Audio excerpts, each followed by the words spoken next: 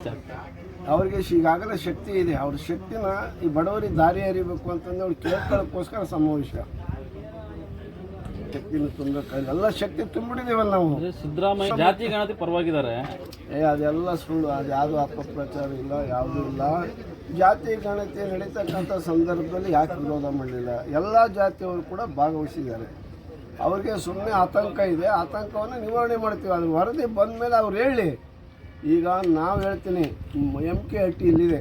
MK ಹಟ್ಟಿಯಲ್ಲಿ ಎಷ್ಟು ಜನ ಇದ್ದಾರೆ, ಎಷ್ಟು ಮನೆಗಳಿದ್ದಾವೆ, ಎಷ್ಟು ಕುಟುಂಬಗಳಿದ್ದಾವೆ, ಯಾವ ಸ್ಥಿತಿಗತಿಗಳು ಏನದ ಅನ್ನೋದನ್ನು ನಾವು ಅದರಲ್ಲಿದೆ ವೆಬ್ನಲ್ಲಿ ಹಾಕ್ತೀವಿ. ಭಾಳ ಏನಪ್ಪ BL ಇದಿದೆ, ಒಂದು ದೊಡ್ಡ ಇವರು, ಅದು ಟೆಕ್ನಿಕಲ್ ವೈಜ್ಞಾನಿಕವಾಗಿ ಮಾಡಿರ್ತಕ್ಕಂಥದ್ದು. ಎಲೆಕ್ಟ್ರಾನಿಕ್ ಓದಿದ್ದಾರೆ ಅವರು, ಸಾಫ್ಟ್ವೇರ್ನಲ್ಲಿ ಮಾಡಿದ್ದಾರೆ. ಅದೆಲ್ಲ ಇದೆ, ಅದನ್ನೆಲ್ಲನೂ ಬಿಡ್ತೀವಿ.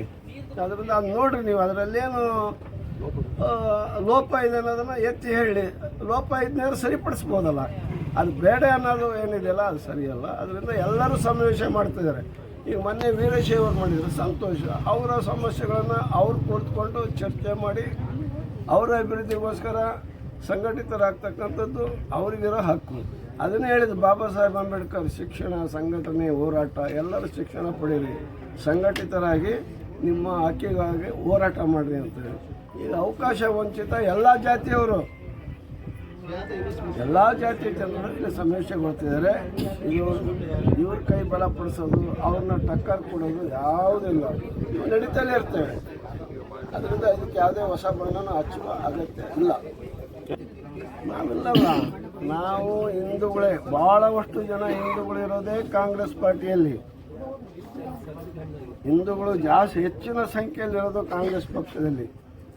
ಹಿಂದೂ ಧರ್ಮವನ್ನು ಪೂಜೆ ಮಾಡ್ತಕ್ಕಂಥವ್ರು ಇರೋದೇ ಕಾಂಗ್ರೆಸ್ನಲ್ಲಿ ಹೆಚ್ಚು ಜನ. ರಾಮನ ಪೂಜೆ ಮಾಡೋರು ಇರೋದು ಕಾಂಗ್ರೆಸ್ನಲ್ಲಿ ಹೆಚ್ಚಿನ ಜನ.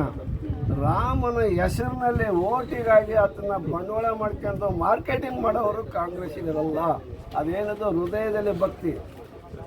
ಈ ಆಂಜನೇಯ ಏನು ಶ್ರೀರಾಮನ್ನ ಇವನು ಏನು ಎದೆ ಸಿಡಿಸಿ ತೋರಿಸಿದಲ್ಲಿ ಭಕ್ತಿ, ಹಾಗೆ ಎಲ್ಲರಲ್ಲೂ ಕೂಡ ಎಲ್ಲ ಹೃದಯದಲ್ಲೂ ಕಾಂಗ್ರೆಸ್ಸಿಗರು ಯಾರು ಹೇಳಿದಾರೋ ಕೋಟ್ಯಾಂತರ ಜನ ಇದ್ದಾರಲ್ಲ, ಅವರ ಹೃದಯದಲ್ಲಿ ರಾಮ ಇದ್ದಾನೆ.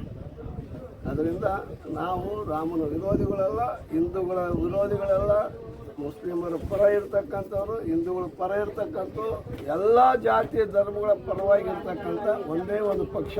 ಅದು 138 ವರ್ಷಗಳ ಕಾಲ ಈ ರಾಜ್ಯವನ್ನು ಕಟ್ಟಿರೋಂಥ ಪಕ್ಷ, ಈ ರಾಜ್ಯವನ್ನು ಅಭಿವೃದ್ಧಿ ಮಾಡಿರೋಂಥ ಪಕ್ಷ, ಎಲ್ಲರಿಗೂ ಶಿಕ್ಷಣ ಕೊಟ್ಟಂಥ ಪಕ್ಷ, ಎಲ್ಲರಿಗೂ ಅನ್ನ ಕೊಟ್ಟಂಥ ಪಕ್ಷ, ಎಲ್ಲರಿಗೂ ಭೂಮಿ ಕೊಟ್ಟಂಥ ಪಕ್ಷ, ಎಲ್ಲರಿಗೂ ಮನೆ ಕೊಟ್ಟಂಥ ಪಕ್ಷ.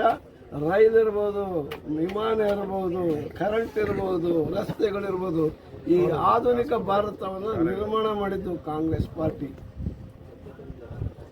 ಹುಚ್ಚ ಬಿಡ್ರೆ ಅವನ ಬಗ್ಗೆ ಎಲ್ಲ ಮಾತಾಡಿ ಸುಮ್ಮನೆ ಅವನ್ನ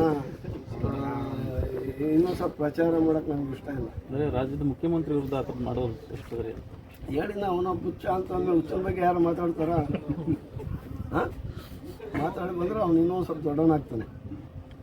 ಅವನು ಬೆಳೆದ ಹಿನ್ನೆಲೆ ಸಂಸ್ಕೃತಿ ಅದಿರಬೇಕು. ಅದರಿಂದ ಆ ರೀತಿಯಾಗಿ ವರ್ತನೆ ಮಾಡ್ತಾನೆ. ನಾವು ಆ ರೀತಿ ಅಲ್ಲ.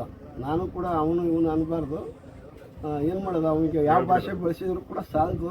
ಸಿಕ್ಕಿದೆ ಒಬ್ಬ ನಾಡಿನ ದೊರೆ ಮುಖ್ಯಮಂತ್ರಿ.